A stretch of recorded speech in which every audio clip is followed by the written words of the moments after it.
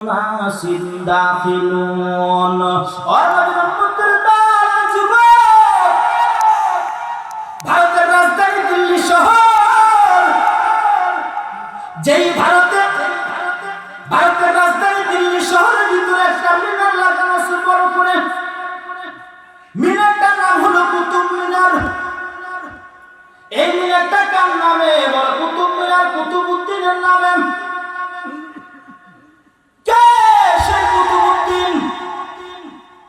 কুতুবউদ্দিন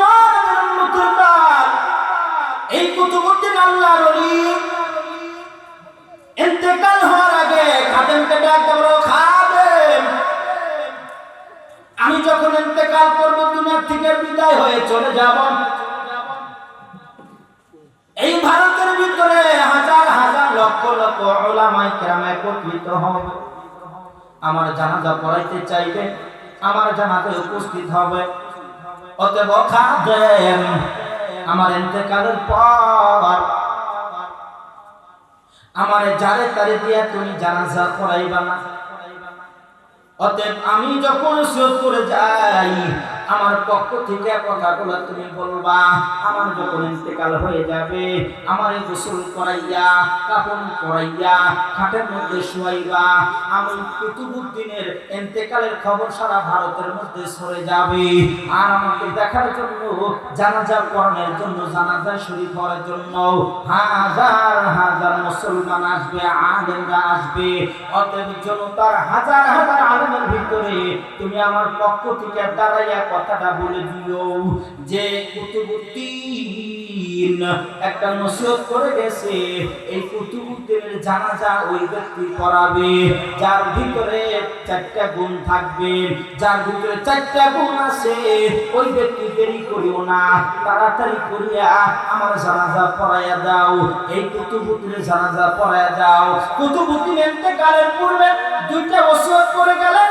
1 নম্বর ওসিয়ত, আমি মারা যাওয়ার পর খুব দ্রুত, খুব তাড়াতাড়ি, দেরি করবা না, আমার কবর দিবা। আমি ইন্তেকালের পর আর দেরি করবা না, খুব তাড়াতাড়ি করে কবর দিবা। 2 নাম্বার, আমার জানাজা ইমামতি ওই ব্যক্তি করবে যার ভিতরে 4টা গুণ থাকবে। ও নবীর উম্মতের দল, রাসূলের পাক জবানের কথা, রাসূল বলেন যখন কোনো মানুষ মারা যায় তার দেরি করাইও না, তাড়াতাড়ি করে কবর দিয়ে দাও। আমরা রাসূলের কথার করি সেটা উল্টা। কথা ঠিক কিনা? কথা পায় না, আমরা করি উল্টা। মারা গেছে, এর সুন্দর করে গোসল করা, বাস্কর ভিতরে বদ, মেডিসিন মার, দেরি করে 2 দিন। কেন? সন্তান থাকে সিঙ্গাপুর, আসবে একদিন, দেরি হবে। ওরে নবীর উম্মত, সন্তান আসলে কি হবে? বাস্কটা খুলবে, বাবার গলা ধরবে, আব্বা কয়া একটা চিৎকার মারবে, আব্বা কি তাজা হবে? কথা পায় না, আব্বা কি তাজা হবে? চিৎকার যে দিলা, ওরে নবীর উম্মতের দল, তুমি যদি তোমার বাবাকে তাড়াতাড়ি কবরে দেওয়ার পর ওই আল্লাহর ঘরে ঢুকিয়া নামাজ পড়ার পর যদি একটা চিৎকার দিতে পারি, আল্লাহ তোর চিৎকার শোনার পর তোর বাবার কবরটা জান্নাতের বাগান বানায়া দিত। কুতুবউদ্দিন নসিহত করে গেলেন, ওসিয়ত করলেন 2টা। 1 নাম্বার, আমি মারা যাওয়ার পর খুব দ্রুত আমারে মাটি দিবা। 2 নাম্বার, ওই ব্যক্তি আমার জানাজা করাবে যার ভিতরে কয় গুণ? জোরে বলেন। 4টা গুণ থাকবে। 4টা গুণ যার ভিতরে থাকবে ওই ব্যক্তি আমার জানাজা পড়াবে। হাজার হাজার মুসল্লি, হাজার হাজার আলেম একত্রিত হয়ে গেল। খাদেম লাশের সামনে দাঁড়াইয়া বললেন, আল্লাহর ওলি কুতুবউদ্দিন ইন্তেকালের পর ঘোষণা করে গেছেন, যার ভিতরে এই ঘোষণা করে গেছেন 2টা। 1 নম্বরে লাশটার উপরে রাখবা না বেশিক্ষণ, খুব তাড়াতাড়ি করে কবর দিবা। কারণ রাসূল বলেছেন, মাইয়াত যখন উপরে বেশি থাকে মাইয়াতের বড় কষ্ট হয়ে যায়, তাড়াতাড়ি করে মাটি দাও। কুতুবউদ্দিন ওসিয়ত করেছেন খুব দ্রুত তারে মাটি দিতে হবে।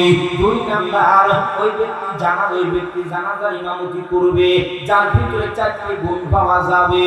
1 নাম্বার গুণ হলো ওই ব্যক্তিটা জীবনেও কোনোদিন তাহাজ্জুদের নামাজ ছাড়ে নাই।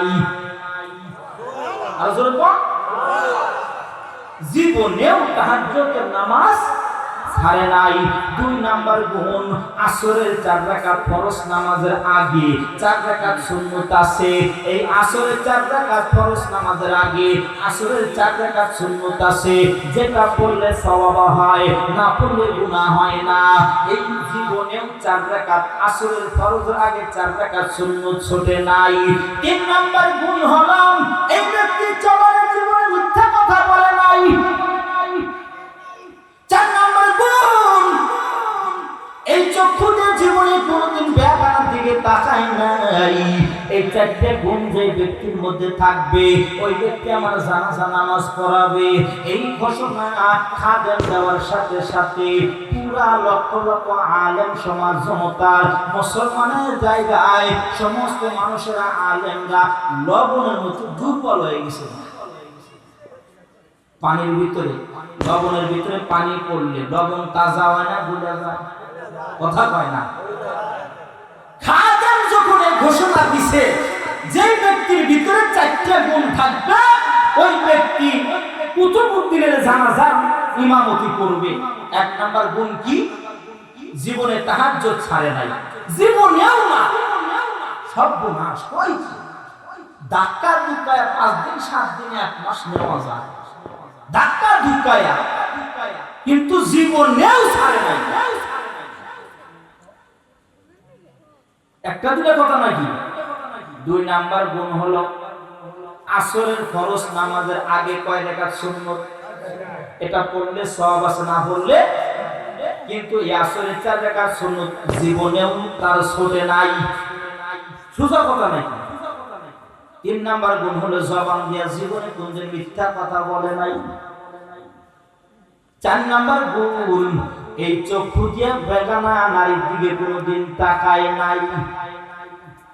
এরকম ব্যক্তি, যে ব্যক্তির ভিতরে 4টে গুণ থাকবে, ওই ব্যক্তি জানাজার ইমামতি করবে।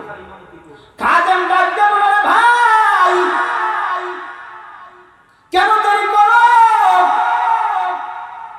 কুতুবউদ্দিনের বড় কষ্ট হয়, তাড়াতাড়ি জানাজা নামাজ পড়ে দাও, কে আসো? সমস্ত মানুষের মাথা নত করে নিচের দিকে তাকায় আছে, কেউ কথা কয় না। খাদেম ডাকতে বলে, ভাই কেন চুপ করে আছো? এই ভারতের মধ্যে এরকম ব্যক্তি যদি না থাকে, আমার শাইখ মুর্শিদ কুতুবউদ্দিন কোনদিন নসিহত করে যান নাই, কোনদিন বলতেন না। অতএব এমন মানুষ আল্লাহর জন্য আছে, ভারতের মধ্যে আছে, এই জন্যই কুতুবউদ্দিন নসিহত করে গেছে, ও ভাই কেন দেরি করো? কুতুবউদ্দিনের বড় কষ্ট হয়, তাড়াতাড়ি এসে জানাজা নামাজটা পড়াইয়া দাও। পিছন থেকে আল্লাহর একটা বান্দা রুমালটাও সামনের দিকে বাড়াইয়া কোন রকম খালি রাস্তা দেখে, ডাকতে বলে, রাস্তা করে দাও, রাস্তা করে দাও, রাস্তা করে দাও। পিছন থেকে যাইয়া কুতুবউদ্দিনের লাশের পাশে দাঁড়াইয়া জানাজা নামাজে দাঁড়াইলেন। আর ডাকতে বলে, কুতুবউদ্দিন আমার জীবনের 4টা আমল, এই 4টা আমলের খবর আমার মাও জানে না, আমার বাবাও জানে না। 4টা আমলের খবর আমার বাবাও জানে না, 4টা আমলের খবর আমার ঘরের বিবিও জানে না। আমি 4টা আমল করি। ওরে কুতুবউদ্দিন, তুই তো দুনিয়া থেকে বিদায় হয়ে গেলি, আর আমার গোপন এই 4টা আমল, যে আমল দিয়া আমি আল্লাহর সাথে যোগাযোগ করি, এই যোগাযোগ করার 4টি পাসওয়ার্ড আমি গোপন ভাবে রেখেছি। আজকে তুই সাধারণ মানুষের মধ্যে প্রকাশ করে দিলি।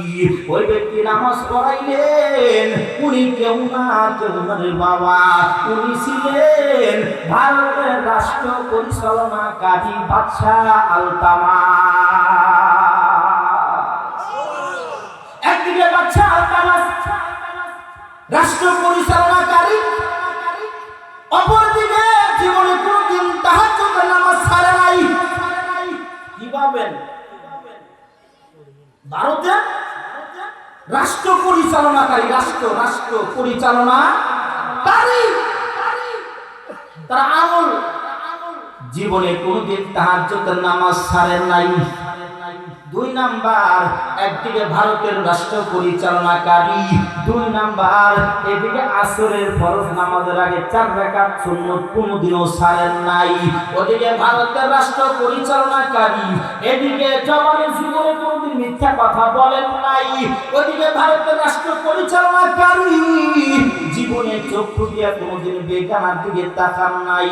ওরে নবীর উম্মতের দল, ও আল্লাহর বান্দা, সে রাজনীতি করেছে, রাষ্ট্র পরিচালনা করেছে, এরপরে গোপন আমল এমন করেছে যে আমলটা কোনো মাও জানে না, বাবাও জানে না, ছেলেও জানে না, তার স্ত্রীও জানে না, এমন আমল উনি করেছে রে বাবা।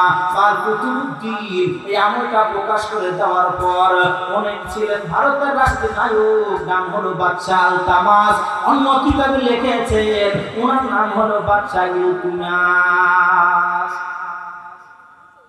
ওরে নবীর উম্মতের দল, মদিনা যখন বিজয় হয়ে গেল, হযরত ওমর ডাক দিয়ে বলেন, কে কোন কষ্ট করে ইসলামকে বিজয় করেছ? সমস্ত সাহাবীরা সামনে আগায়া নিজের বর্ণনাগুলো দিতেছিলেন। বাবা, পিছনে একটা সাহাবী বসা, সেই সাহাবী দ্বীনের জন্য কত কষ্ট করেছেন, ইসলামের জন্য কত কষ্ট করেছেন, কোরআনের জন্য কত কষ্ট করেছেন, নবীর জন্য কত কষ্ট করেছেন, মুখে প্রকাশ করে না। হযরত ওমর ফারুক রাদিয়াল্লাহু তাআলা আনহু ডাক দিয়ে বলেন, ওর পিছনে বসা আছো খাব্বাব, আমার সামনে চলে আসো, ইসলামের জন্য তুমি কতটুকু কষ্ট করেছো। খাব্বাব ডাক দিয়ে বলে, ভাই ওমর, তুমি ইসলামের জন্য কতটুকু ত্যাগ স্বীকার করেছো? বলে, আমি কোনো ত্যাগ স্বীকার করি নাই, আমি রাসূলের কল্যাণের জন্য যাই। রাসূলের কল্যাণের জন্য যাওয়ার পর আমার বোন ঘরের ভিতরে দেখে আল্লাহর কোরআন তেলাওয়াত করি, শুনে আমার মাথাটা বড় গরম হয়ে গেল। আমি ঘরের ভিতরে ঢুকলাম, আমার বোনকে তরবারি দিয়া উল্টা পিঠে অনেক আঘাত করলাম। আমার বোন আঘাত খাওয়ার পর আল্লাহর কোরআন ছাড়ে না, এক পর্যায়ে আমি মারতে একবার করে ফেললাম। আমার বোন আকাশের দিকে তাকায়া আল্লাহকে ডাক দিল, দয়ার মালিক, তুমি যদি ইচ্ছা করো আল্লাহ তুমি সব হেদায়েত দিতে পারো। আমার বোনের নয় বিনয় শোনার পর, কান্না শোনার পর আমি ওমরের বড় মায়া লেগে গেল। আমি বললাম, ও বোন, কোন কালামটা তুমি তেলাওয়াত করতেছিলে আমার একটু শোনাও।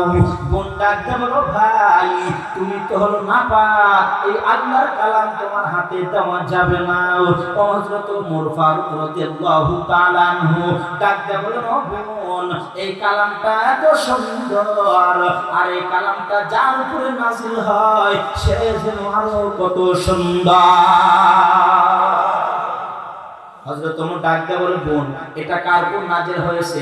মক্কার ভিতরে আব্দুল্লাহ সন্তান মুহাম্মাদের উপরে বলা হয়, আমরা নিয়ে চলো। হযরত ওমর তরবারি রওনা, মাথা গরম, কল্লা আনবে, বাপ দাদার বিরুদ্ধে কথা কয়। ও নবীর উম্মতের দল, বাপ দাদার বিরুদ্ধে, ধর্মের বিরুদ্ধে কথা কওয়ার কারণে ওমরের মাথা গরম। তরবারি নিয়ে যায়।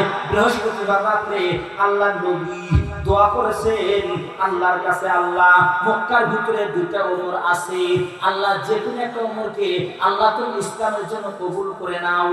আল্লাহ সঙ্গে সঙ্গে নবীর দোয়া হযরতে ওমরের প্রতি আল্লাহ পাক দোয়া ওমরের প্রতি আল্লাহ কবুল করলেন। কবুল করার পর হযরত ওমর নবীর কাছে যায় তরবারি নিয়ে মাথা আনার জন্য। সাহাবীরা বলতেছে, ইয়া রাসূলুল্লাহ, হযরত ওমর আলী দেখেন ওমর আসতেছে তরবারি নিয়ে কল্লা কাটার জন্য। আল্লাহর নবী বললেন, সাহাবীরা রে, রাস্তা করে দাও, রাস্তা করে দাও, ওমরকে আমার কাছে আসতে দাও। আল্লাহর নবী সাহাবীরা রাস্তা করে দিলেন। হযরতে ওমর যখন সামনে আসলেন, আসার পর রাসূলের চেহারা দিকে তাকাইয়া কালেমা পড়ে মুসলমান হয়ে যায়। নবীর উম্মতের দল, আল্লাহ বলে মুরে এই তরবারি আর ফেলে দিও না, এই তরবারি এতদিন ইসলামের বিপক্ষে ঘুরেছে, আজকে তুমি কালেমা পড়ে মুসলমান হয়েছো, আজকে তরবারিটা ইসলামের পক্ষ হইয়া বেদিনদের বিপক্ষে ঘুরবে। হযরত ওমর তরবারি হাতে নিয়ে বললেন, ইয়া রাসূলুল্লাহ, এতদিন আযান দিয়েছেন গোপনে, এতদিন নামাজ পড়েছেন গোপনে, আর গোপনে আযান হবে না, আর গোপনে নামাজ হবে না, এখন নামাজ হবে প্রকাশ্যে। হযরত ওমর সওয়াব পেয়েছেন আল্লাহর কোরআনের। ওরে নবীর উম্মতের নাম খাব্বাবকে ডাকতে বলে, খাব্বাব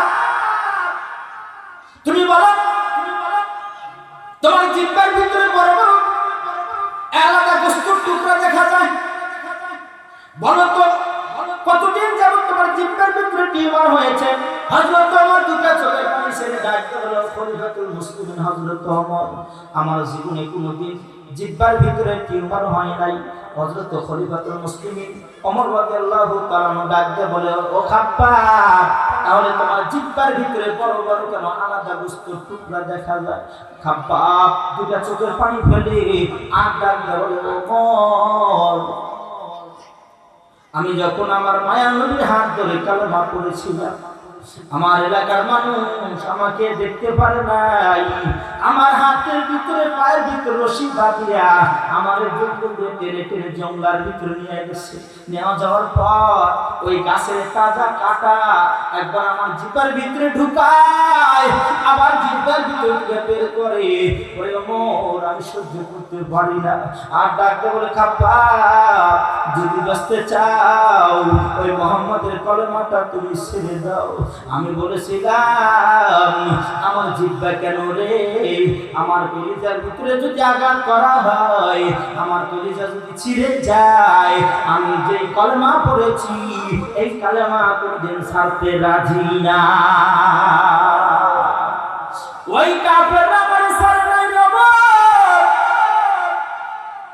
আমার জিহ্বাটা দুজনে টান দেয়, আমার জিহ্বাটা বের হয়ে যায়। আবার কেউ কেউ খেজুর গাছের ছোট ছোট মোটা কাটা এটা নিয়ে এসে আমার একটা জিহ্বার ভিতর দিয়ে ঢুকায়, একটা বের করে, আরেকটা ঢুকায়, আরেকটা বের করে। আমি সহ্য করতে পারি না। ওরে ওমর, শুধু তাই নয়, আমার পিঠের কাপড়টা উঁচা করে তুমি দেখবা। হযরত ওমর ডাক দেয়, ওরে খাব্বাব, তোমার পিঠের কাপড়টা একটু উঠাও, আমি একটু দেখি। হযরত খাব্বাব রাদিয়াল্লাহু তাআলা আনহু পিঠের কাপড়টা উঠাইলেন। ওঠার পর হযরত ওমর রাদিয়াল্লাহু তাআলা আনহু পিছন দিকে তাকায় দেখে হযরত খাব্বাবের পিঠের ভিতরে কোনো গোশত নাই, শুধু হাড়ের ভিতরে কালো কালো দাগ দেখা যায়। হযরত ওমর রাদিয়াল্লাহু তাআলা ডাক দিয়ে বলল, খাব্বাব, তোমার পিঠের ভিতরে কেন গোশত নাই, শুধু হাড়, আর হাড়ের ভিতরে পোড়া পোড়া দাগ কি হয়েছিল? হযরত খাব্বাব ডাক দিয়ে বলল, আমার যখন হাত পড়ে দেয় জঙ্গলের ভিতরে নিয়ে বড় আগুন খালাকি জ্বালাইয়া ওর উপরে যখন আমার চিত করে শোয়ায়, দুইটা হাতের ভিতরে বড় বড় পাথর দিয়ে লাগা রাখে, আমার পার ভিতরে কাফেররা পাড়া দিয়ে ধরে রাখে। আমি খাব্বাব একা তো হতে পারি না, ওই দিকে হতে পারি না, আমার বড় কষ্ট হয়। এরপরে আমার পিঠের গোশতগুলা যখন পুড়ে যায়, আমার গোশতগুলা টপ টপ করে আগুনের মধ্যে পড়ে যায়, আমি শব্দটা শুনতে পারি। এরপর আল্লাহকে বলেছি, আল্লাহ, এই জীবনে একবার দুইবার নয়, আল্লাহ তুমি যদি 1000 বার আমার এই জীবনটা দাও, আল্লাহ আমি 1000 বার তোমার রাস্তায় জীবন দিতে রাজি, কিন্তু যেই নবীর হাত ধরে কালেমা পড়েছি, কাফেরের অত্যাচারে জ্বালায়, এই আমি কালেমা ছাড়তে রাজি না। হযরত খাব্বাব ডাকতে বলে, ওমর, আরো কিছু কি শুনবা? বলে বলো। বলে, আমার জীবনের সবচেয়ে বড় ঘটনা, আমি যখন মক্কা বিজয়ের পরে ইসলাম গ্রহণ করলাম, আমার এলাকায় কেউ আমারে থাকতে দেয় নাই, সবাই আমাকে সরাই দিছে। শুধু তাই নয়, আমার দুটা হাত পা বেঁধে এমন একটা জঙ্গলে রেখে আছে, কেউ খবর নাই নাই, আমি খাইতেও পারি নাই। ওরে মোর ওই দিন ছিলেন আমার পাশে রাহমাতুল লিল আলামিন। আল্লাহ পাক জানায়া দিলেন, নবীকে যখন আল্লাহ পাক পাঠাইলেন, আল্লাহ পাক ডাকতে বলেছেন, ওয়া মা আরসালনাকা ইল্লা রাহমাতাল লিল আলামিন।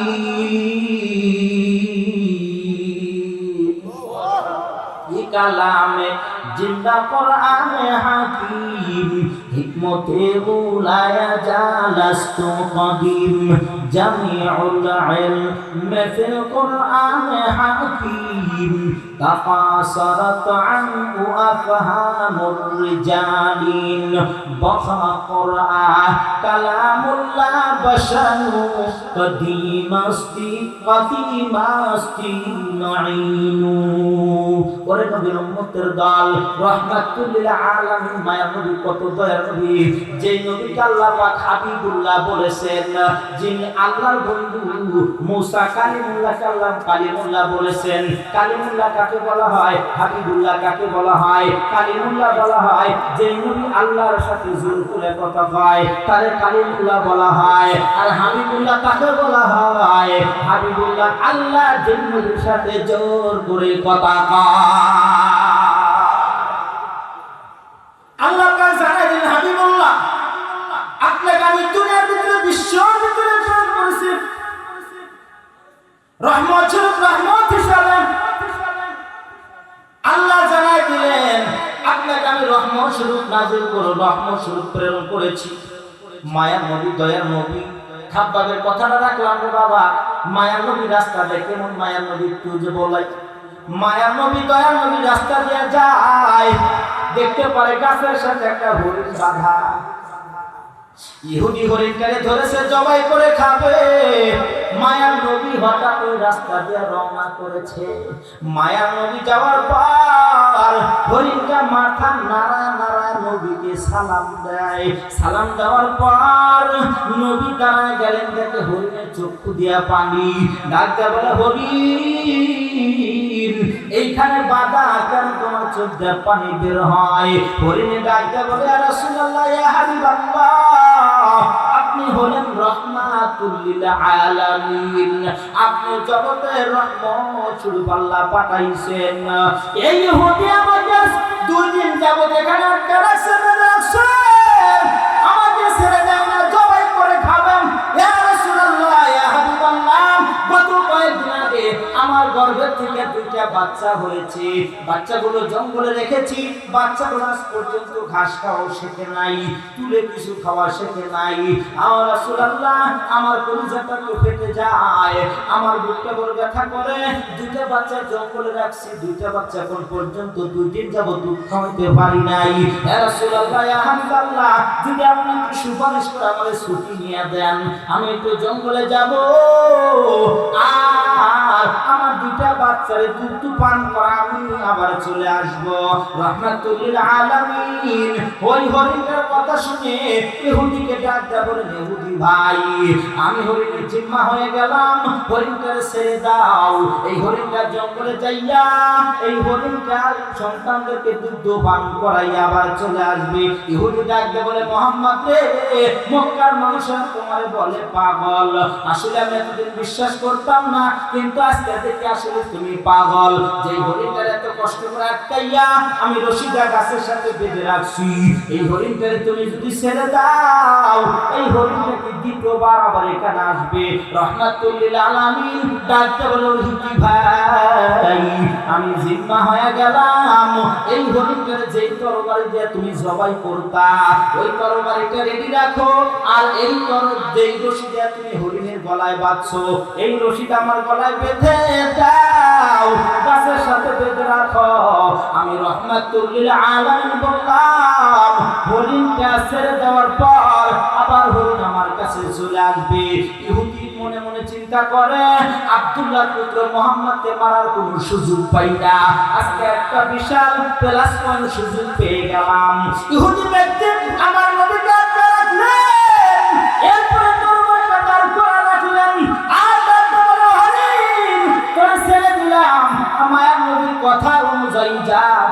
তুই আসলি একদিন আসলি নাই। হরিণের সামনে আমার মায়ার নবী দয়ার নবী দাঁড়াইয়া হরিণের ডাক দিয়া বলে, হরিণ রে তোর জন্য আমি নবী জিম্মা হয়ে গেছি, জঙ্গলে যায় দেরি করবি না, তাড়াতাড়ি আসবি, আশা যদি দেরি হয় ইহুদি এই তরবারি দিয়ে কিন্তু আমারে মারবে। হরিণটা ছুটি পাইয়া দৌড়ে জঙ্গলের ভিতরে চলে গেল। সন্তানদেরকে ডাক দেয়, কই কই তাড়াতাড়ি আয়, আমার বুকের দুধটা তাড়াতাড়ি পান করে যা। মার কণ্ঠ শুনিয়া দুইটা হরিণের বাচ্চা করে আসে। আসার পর মার গালের সাথে ঠোঁট নাড়ায়, মুখ নাড়ায়, কি যেন কয়। আর মা হরিণ ডাক দিয়ে কয়, ও সন্তান কথা বলার সময় নাই, কথা বলার সময় নাই, চিরবিদায় দিয়া দাও আর দুটা জন্মের মতো পান করিয়া লও, কারণ আমি রহমাতুল লিল আলামিন আমি জিম্মা করে রেখেছি। ওরে নবীর উম্মতের দল, দুটা হরিণের বাচ্চা ডাক দেয়া বলে, মা গো যেই নবীকে তুমি গাছের সাথে বেঁধে রাখছো, নবীকে জিম্মা বানা রাখছো রে মা গো, আল্লাহর কসম 2 দিন যাবত দুধ পান করি নাই, আরো 2 দিন দুধ পান করবো না মা গো। তবে যেই নবীকে গাছের সাথে বেঁধে রাখছো ওই নবীর চেহারা না দেখা পর্যন্ত আমাদের কলিজা ঠান্ডা হবে না। মা হরিণ ডাক দেয়া কয়, বাবা তাড়াতাড়ি চল, দেরি করা যায় না। হরিণ দুইটা বাচ্চা সহ 3টা হরিণ একত্রিত দৌড় দিয়ে গেছে।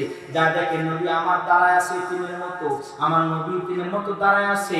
এই 3টা হরিণ যাইয়া সর্বপ্রথম আমার নবীর পা মোবারকে মাথা মতো করে কি যেন কয়, সুবহানাল্লাহ, কি যেন কয়, আর ঠোঁট নাড়ায়। ইহুদি দাঁড়ায় শুনে ইহুদি ডাক দিয়া কয়, মুহাম্মদ রে এই একটা হরিণ ছেড়ে দিলাম, দেখি একটার সাথে আরো 2টা হরিণ আসলো।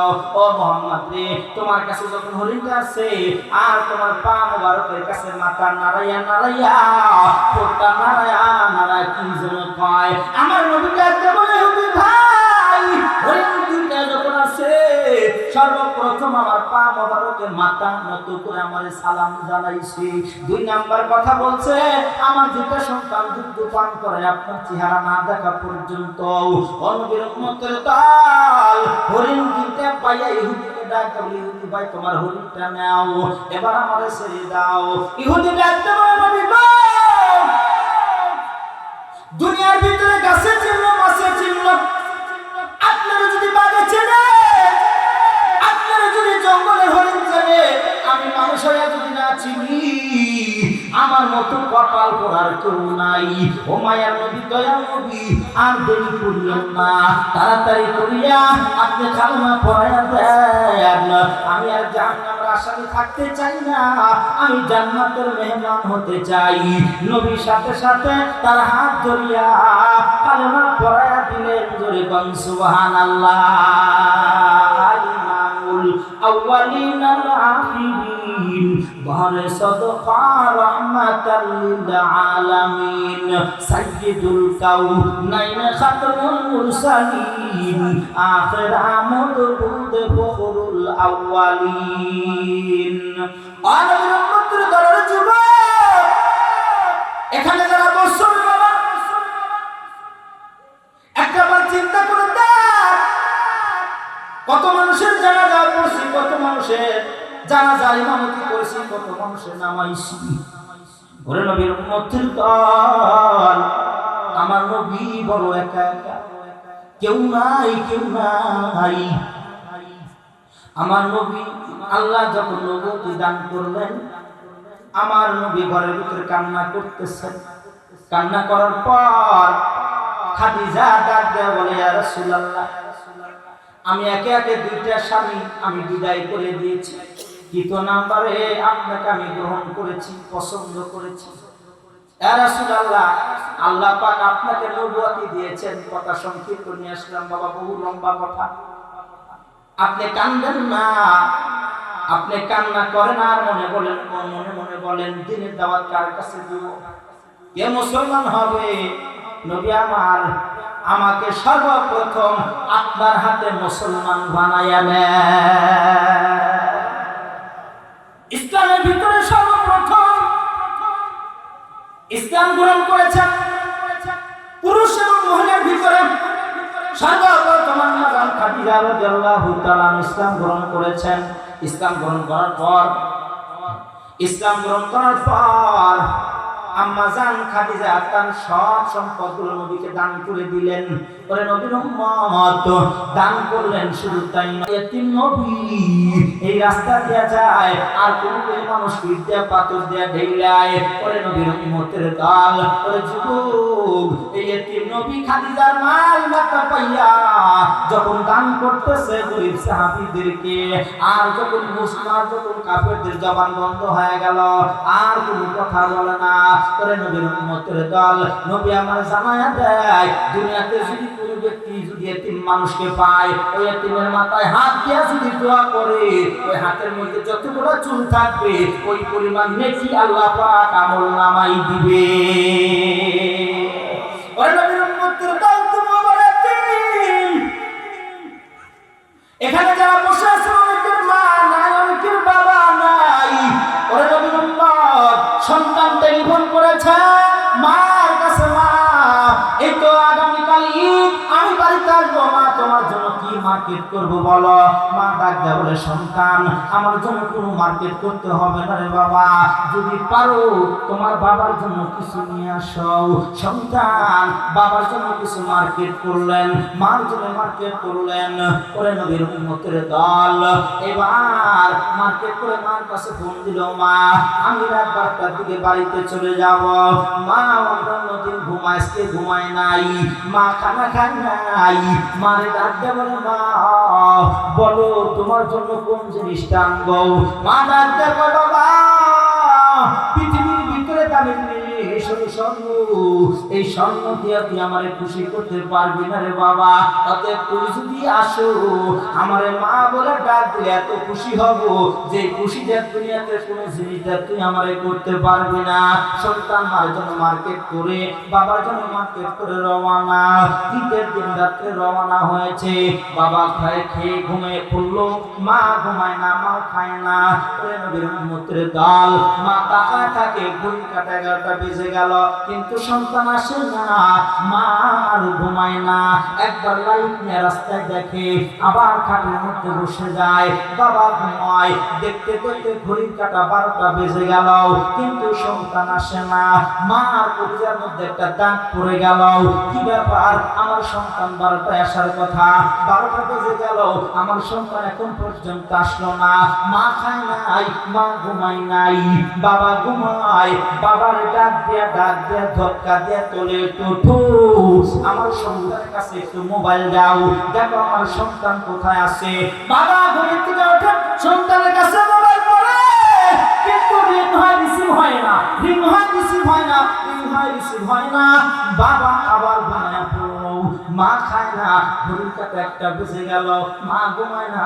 মার চক্ষু কেমন যেন টলমল টলমল করে পানি দিয়ে কলিজার ভিতরে থাকা লেগে গেল, দাগ কেটে গেল। কি ব্যাপার আমার সন্তান 12টায় আসার কথা, 1টা 2টা বেজে গেল আসে না। ওরে নবীর উম্মতের দল হঠাৎ করে আবার বাবা টেলিফোন করলো। টেলিফোন করার পর কে যেন টেলিফোনটা ধরলো, ধরার পর ডাক দিয়ে কয় ও মোবাইলওয়ালা তুই কই। এইবার থেকে সন্তান ডাক দিয়া কয় এই মোবাইলওয়ালা নাই, আপনি যারে ফোন দিয়েছেন সে কোন লাশ হয়ে গেছে, ঢাকার থেকে রওনা করেছে, বাড়িতে যাইতে গাড়ি অ্যাক্সিডেন্ট হয়ে মারা গেছে। মা সংবাদ শোনার পর এমন ভাবে দরজা থেকে বের হয়ে লোকদেরকে ডাক দেয়া বলে আয় আমার সন্তান জানতে যাই। বাবা দৌড়ে যায়, সাদা কাপড় পেটের বানাইয়া অ্যাম্বুলেন্স গাড়ির ভিতরে নিয়ে আসলো। বাড়ির কাছে আসে, সন্তান যখন লাশ হয়ে শুয়ে আছে, গাড়ি হুইসেল দেয়, মা 2টা হাত অ্যাম্বুলেন্সের সামনে বাড়াইয়া দেয়, দিয়া কয় ড্রাইভার ডালাটা খুলে দে, দেখি আমার সন্তান কোন অবস্থায় আছে। ড্রাইভার ডালাটা খুলে দিল, মৃত সন্তানকে বুকের মধ্যে জড়াইয়া ডাক দেয়া বলে বাবা কতটা দিন হলো তুমি বাইরে চলে গেছো রে বাবা, পেটটা ভরে কোনদিন আমি খানা খাই নাই, ভালো ভালো কোনদিন আমি ঘুমাই নাই, আজকে খানা খাবো, টেলিফোন করলা তুমি আসবা, তাও তোমার জন্য খানা খাই নাই। ওরে সন্তান, আমার জন্য কি ঈদের এই মার্কেট করে নিয়ে আসো, এই বাজার করে নিয়ে আসো। ওরে যুবক ভাই, আল্লাহ নবী বলেছেন হুমা জান্নাতুকা নারুকা, তোমার পিতামাতা তোমার জন্য জান্নাত আর জাহান্নাম। মা বাবা যদি খুশি হয়, আমার আল্লাহ খুশি হয়ে যায়।